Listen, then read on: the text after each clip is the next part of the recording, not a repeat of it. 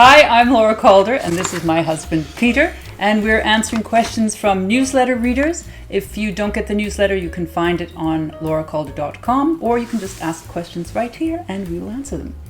They were good ones this week, and I hope I can give good answers because I've got a serious case of COVID head. Oh, well. We're languishing, according to the New York Times. Okay, that's what I feel like. What's up?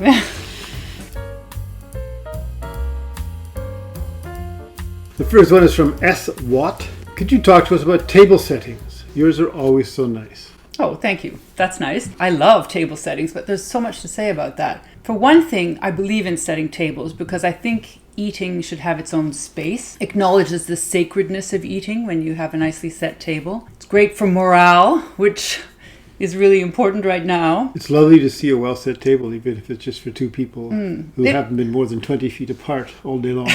It also sets the tone when you have other people coming. You don't have to say a word about the kind of behavior you expect. You have it set a certain way and people respond to it. I mean, aesthetically, you can do whatever you want, but I think you always want a setting that feels safe and happy. You don't want people trying to eat when they're nervous or anxious. And I think if it's too much chaos, it can be unsettling. It's theater too, you sort of, in a way. It's sort of a set that you present. That I love about it. It really is. You know, you put the set up, a play takes place, and then it's torn down the next day. It's a clean slate, fresh start.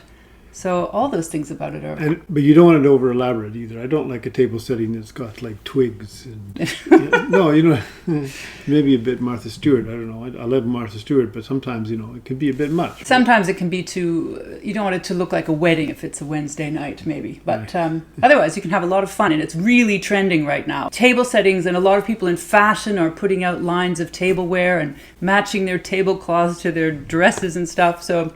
it's a very hot topic right now. On to a new one from Ella. What is your system for dealing with new recipes? How do you store your tried and tested recipes? And how do you remember which cookery book has which recipe? I happen to have, I don't know if you know this, but an amazing memory for where recipes are. When I was living in a chateau with a huge library of cookbooks, like something like 4,000 books, I could walk in there and go bang, right on the book I needed. It was kind of an amazing discovery about myself. But allow me to show you my tested recipes. When I'm working on something or when I'm collecting to publish, some of these have been in the newsletter, I put them in a file. Available recipes, which means that they're tested, and I always print them out. I don't cook off a screen. Even though I've made these many, many times, whenever I make one of these recipes again, I take out the paper and follow it, because you can always find a little thing you want to tweak. So these are all ready. And then I have other files like the not very promising maybe, and I have in draft form. But I mean, that's for stuff that I'm working on for publication. What about for stuff at home? Well, you have the black book. I have the black book where we scribble. It's a mess. But it's got recipes we go back to, for sure. I think when you get a recipe, wherever you get it, it doesn't matter. If you make it enough times, it really becomes yours and you make your changes to it. Mm-hmm. And I think a house cookbook is a great thing to have. You know, to put the recipes you use regularly in your own book. You can put the reference of where you got it, but I think they really become your own after a while. Okay, someone named Fabulous60. I like that. Eating and dining for one. Freudian slip.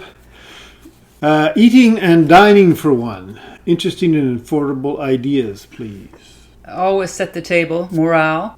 God, cooking for one is hard. It is. You have very good advice to give, but I mean, it is very difficult to do to sort of sustain any kind of momentum or interest in it. When I was living alone, I started making elaborate Asian type meals that took a lot of mise en place because it was something to do. Yeah. You could chop up, you had all these little bowls and chopped up these bits and pieces and put them together in a very quickly cooked meal. Yeah. And then had leftovers for lunch. But I was eating the same meal 3 meals in a row, essentially. Oh, that's the problem with cooking for one. But you can do those little à la minute things. I think it's not about what exact dish you're making, but you have to make it special for yourself. It can be tricky to do that, but one idea I had, and I think I maybe mentioned it before, to teach yourself something. So get a recipe you don't know how to make, and really you turn your kitchen into a bit of a classroom and learn something, because that way you've got an activity that's not just, oh, I have to feed myself, but you're really building your repertoire and getting Yeah, that's a better. great idea, yeah.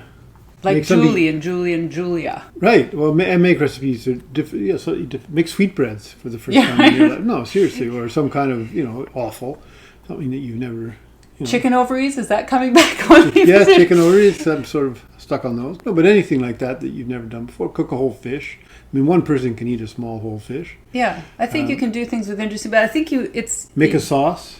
Make a sauce, but you're looking after yourself, and you have to treat cooking as a form of self-care. The kind of energy you put into the food is going into your body, and so just try to make it as pleasant as possible. And also make your kitchen nice, so it's a nice space to be in. Have good light and have music and have a glass of wine. And if you make something good enough, invite someone over. Although not right now. Yes, in 2022. In 2022. Depressing. And that's it for this week. And that's it for this week. Continue languishing out there. Continue languishing. Have a great week. Keep your wits about you. Stay sane. Thank you.